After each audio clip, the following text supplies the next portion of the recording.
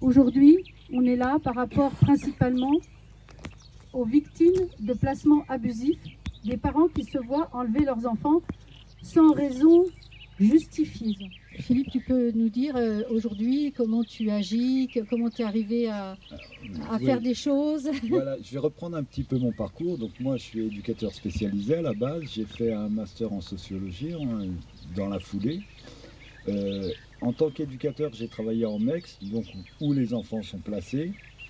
Et alors, je vais raconter une anecdote assez rapidement qui a été le déclencheur pour moi de mon incompréhension. Je travaillais sur une MEX, deux petits frères mauritaniens sont arrivés à la MEX, placés en urgence. On reçoit le rapport de signalement. On nous alerte que c'est une famille mauritanienne qui est arrivée il y a très peu d'années en France. Une petite sœur est décédée à l'arrivée. Le papa est décédé 2 ans plus tard. Donc il y a l'aîné qui a 12 ans, le cadet qui a 10 ans. La maman qui, pour s'en sortir, travaille, fait des ménages. Tout ça se passe en région parisienne. Alors il faut savoir qu'une femme de ménage en région parisienne, ça peut être à 5 h du matin à La Défense et à 16 h de l'après-midi à Marne-la-Vallée. Donc l'aîné de la famille, qui parlait le mieux le français, qui le comprenait, jouait un peu le rôle de père, si je puis dire. Et le cadet, qui était ce qu'on dit chez nous, c'est une petite balle, c'est-à-dire qu'il aimait bien rigoler, qu'il aimait bien... Un jour, il a un mot de l'instituteur. L'instituteur prévient le frère aîné en disant « Attention, si j'ai pas la signature de la maman, ça va mal se passer, ceci, cela ». Les 2 enfants rentrent à la maison, la maman rentre, le grand frère prévient comme quoi il y a un mot dans le carnet. La maman, d'origine mauritanienne, alors ce qu'elle explique, elle, c'est qu'elle vivait dans un village. Alors en Mauritanie, dans les villages, l'éducation, elle se fait par l'ensemble un peu du village. Un enfant qui est pas sage, on prend la baguette, on lui met le coup de baguette. Maman, elle n'avait pas de baguette sous la main, donc elle a pris le manche à balai et a couru un peu après dans la maison. Et donc elle a signé le mot. Le lendemain, l'instituteur demande à l'enfant, mais alors maman, qu'est-ce qu'elle t'a dit? Alors le petit, pour montrer que maman avait bien compris, qu'il n'était pas sage, qu'il avait mal agi, il explique, maman elle a pris le balai et puis elle m'a couru après. Dans la foulée, la maman, les enfants se retrouvent, les deux aînés, donc, se retrouvent devant le juge. La maman explique que elle, dans sa culture, c'est ainsi que ça se passe avec les enfants, que c'est ainsi... Et la juge lui dit simplement, mais en France, on ne tape pas les enfants, donc on vous retire vos 2 aînés. Alors, ces enfants sont arrivés à ce moment-là dans le foyer où je travaillais. Alors moi, je faisais des études en même temps, donc j'étais moins présent. Et 3-4 mois après, je reviens sur ce foyer pour... je venais de finir une semaine de formation. Et véridique, hein, je lis dans le cahier de liaison, dans toute institution, il y a un cahier où on se passe les informations. Je lis, alors, le petit X, en parlant de l'aîné, n'a pas apprécié que je m'en prenne à son frère, donc je lui ai fait une balayette et du coup, il a le coup de fêlé. Alors, je reprends tout ça, j'avais la chance d'être délégué du personnel à l'époque. Donc je reprends tout ça en réunion de délégué du personnel avec la directrice. Je lui pose les questions adéquates. Pourquoi, comment ça se fait que des éducateurs arrivent à en venir aux mains avec des enfants, quoi, alors elle me dit, oui, alors je nomme l'éducateur, je lui ai fait remarquer quand même qu'il n'est pas diplômé, qu'il a besoin peut-être de formation, que c'est important. Et à la directrice, je notais à chaque fois ses réponses. Et à un moment, je lui dis, oui, mais... comment ça se fait? Comment peut-on tolérer ça? Et elle me répond, mais naturellement, ouais, mais le pauvre, il a fait 12 heures dans la journée, donc c'est pas de sa faute. Donc à partir de là, moi j'ai refusé, quoi. J'ai gardé ses réponses, je lui ai fait signer le compte rendu, comme ça j'avais tous les éléments en main et je savais que. je suis monté à la direction de l'association pour laquelle je travaillais. Alors c'est une grosse association sur Paris, hein. C'est peut-être même aujourd'hui la plus grosse association en France, qui est plus une entreprise qu'une association à cette heure-ci. Et j'avais un rendez-vous avec le sous-directeur de l'association. Il m'a dit, attendez, venez avec moi. Je suis arrivé, en fin de compte, on m'a conduit au bureau du président de l'association. Et donc, il m'a dit, je suis arrivé dans son bureau, il m'a dit, écoutez, monsieur Martaguet, c'est simple, continuez, je vous emmène au tribunal pour diffamation. Alors, je l'ai regardé, je lui ai dit, ben, faites, parce que moi aussi, je vais continuer, et moi aussi, je vais aller au bout des choses. Donc, on s'est un peu accroché. Et je lui ai dit, de toute façon, à cette heure-ci, je viens en dehors de mes heures de travail. Maintenant, si vous voulez me parler, vous viendrez sur mes heures de travail. Je suis retourné à travailler le lendemain. Le surlendemain, j'étais invité à rester chez moi, tranquillement. Remarquez, j'étais payé. Hein. C'était déjà une bonne chose. Et ce que j'ai appris, c'est que parce que j'ai été écarté plusieurs mois de la structure. Hein. Mais pendant que j'ai été écarté, il y a eu des réunions de mise en place pour voir, étudier si j'avais pas fait des fautes dans mon parcours pour pouvoir être licencié. Et ce qui m'a le plus impacté, on va dire, c'est qu'il y avait l'ensemble du personnel autour de la table et l'ensemble du personnel réfléchissait. Alors moi je pars du principe que j'ai jamais choisi, c'est pas par hasard qu'on devient éducateur à mon avis. En tout cas moi je sais que moi personnellement c'est pas par hasard. On parle de sacerdoce ou de choses comme ça, et je pense que c'est réel pour certains. Mais là, j'ai compris que beaucoup d'entre eux, déjà entre le manque de formation, beaucoup d'entre eux préféraient leur salaire à leur éthique, si je puis dire. Et donc, à partir de là, moi, je ne pouvais plus rester réellement dans ce système-là. Et il fallait que j'agisse différemment. Et c'est de là où j'ai commencé à écrire. J'ai commencé à me mettre aussi... Alors, dans un premier temps, je suis passé par la formation. Je me suis dit, il faut que j'arrive à former les éducateurs. Comme j'ai ma maîtrise, je suis éducateur spécialisé diplômé, j'ai pu essayer de former. Alors, je suis intervenu beaucoup sur le 93 en formation. Ça n'a pas vraiment accroché, c'était difficile. Alors, donc du coup, après, j'ai dit, il va falloir que moi, j'essaye d'avancer. Et que je me mette en éduc libéral. Et aujourd'hui, j'essaye d'aider les familles. Alors, il y a les familles qui peuvent financer, parce qu'il ne faut pas croire, même un éducateur en libéral, c'est un coût. Il y a les familles qui peuvent financer, et il y a les familles qui ne peuvent pas financer. Et je me suis toujours refusé que dès que j'entendais une histoire, par exemple, et qu'on me demandait de l'aide, de ne pas interagir. Ça veut dire que aujourd'hui, je travaille à côté, en plus, je suis prof. J'ai pris un boulot de prof pour me manger, pour faire... Et tous les week-ends, quasiment, je suis des familles. Hier soir, j'étais à Romorantin. Vendredi, j'étais à Versailles.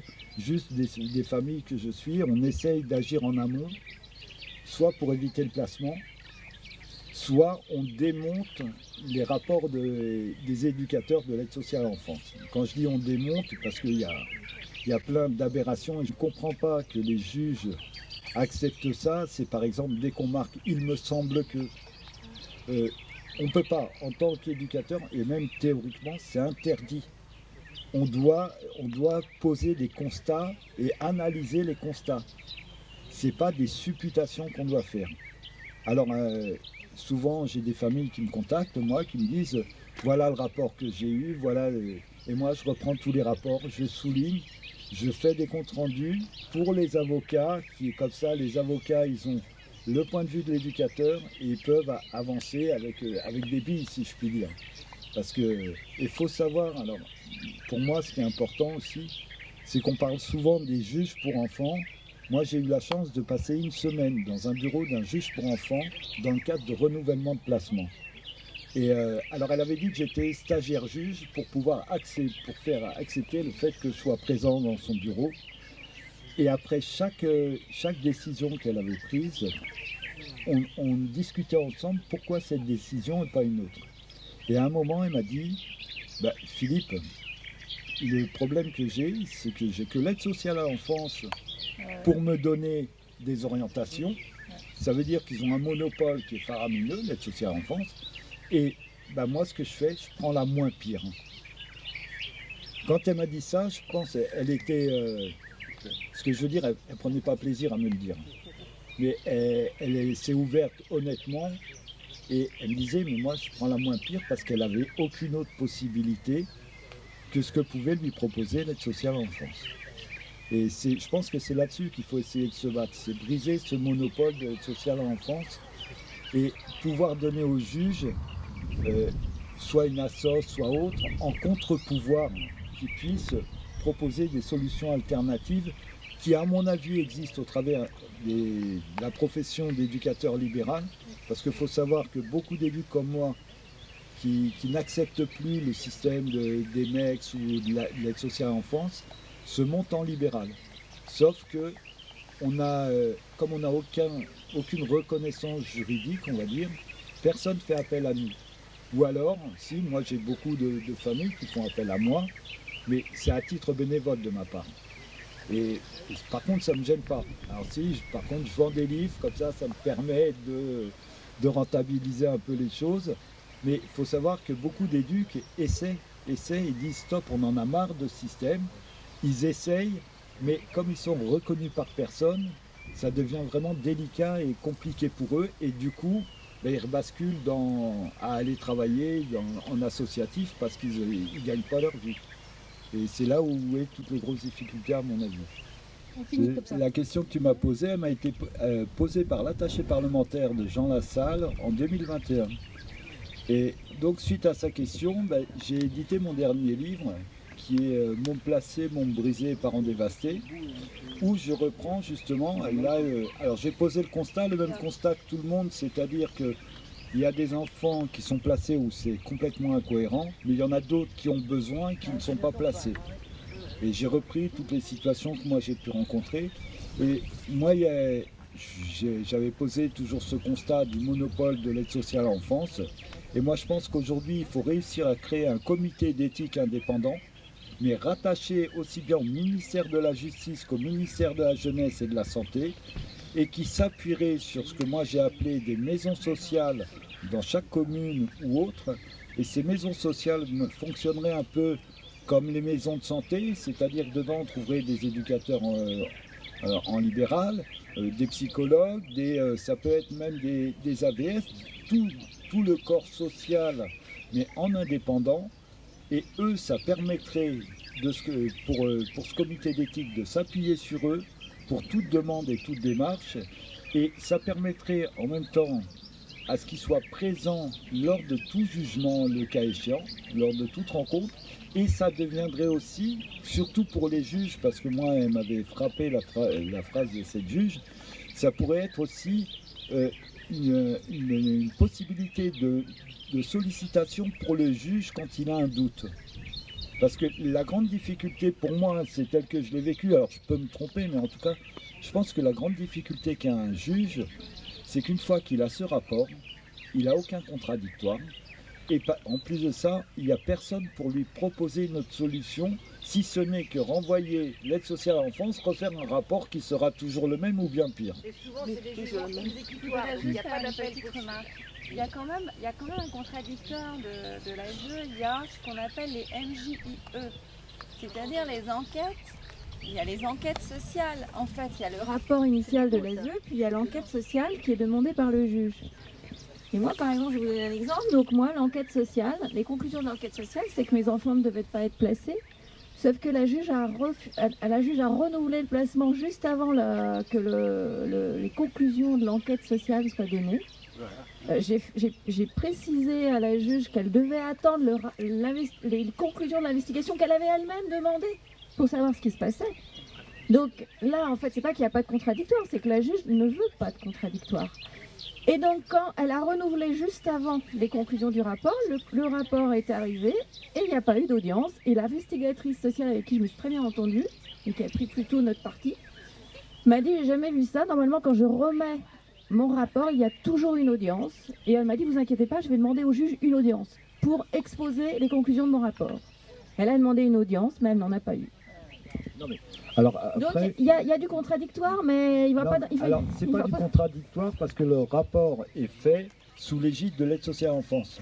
Bah là Alors, non, parce que alors- c'était Olga Spitzer qui contredisait l'ASE. Sauf que les conclusions n'ont pas été entendues. Olga, quelle que soit l'association aujourd'hui en France, ça il faut l'entendre, quelle que soit l'association, il n'y a aucune indépendance.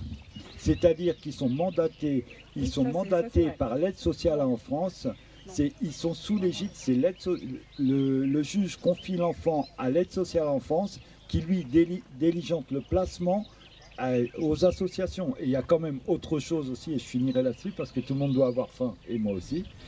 Il y a quand même autre chose aussi, moi ce qui m'inquiète un peu, et ce qui est de plus en plus prégnant dans l'associatif, c'est tout ce monde politique qu'il y a dedans. Ah bah oui. Aujourd'hui, toutes les associations sont politisées. On retrouve par exemple, alors je vais balancer, hein, excusez-moi, hein, vous prenez le groupe SOS, je ne sais pas si vous connaissez, le plus gros groupe d'associations en France, c'est une usine à gaz. À la tête de cette association est Monsieur Borrello, Borrello qui est le conseiller social de Monsieur Macron. Vous avez Madame, comment elle s'appelle déjà, la maire de Paris, Madame Hidalgo, qui est au conseil d'administration de l'association Aurore. Aurore, c'est ceux qui sont en train d'essayer d'ouvrir les centres de cure là dans Paris, un peu partout. Et on ne trouve que ça. Ce que je veux dire, il y a un micmac entre la politique, le financier. Il faut savoir que les Comment ? C'est pas des organismes neutres. Oui, voilà, tout à fait. Et ça, c'est quelque chose qu'il va falloir qu'à un moment, ça explose aussi, parce qu'il y a plein de dossiers derrière. Il y a certains journalistes qui ont essayé quand même de parler de certaines choses, mais ce n'est jamais allé beaucoup plus loin, alors qu'il y a des détournements qui sont abyssales. Et là, ça devient vraiment inquiétant. Bon, je m'arrête. Moi, je serais bref. Ami qui a organisé cette magnifique journée où nos cœurs ont battu de concert à la cause des enfants.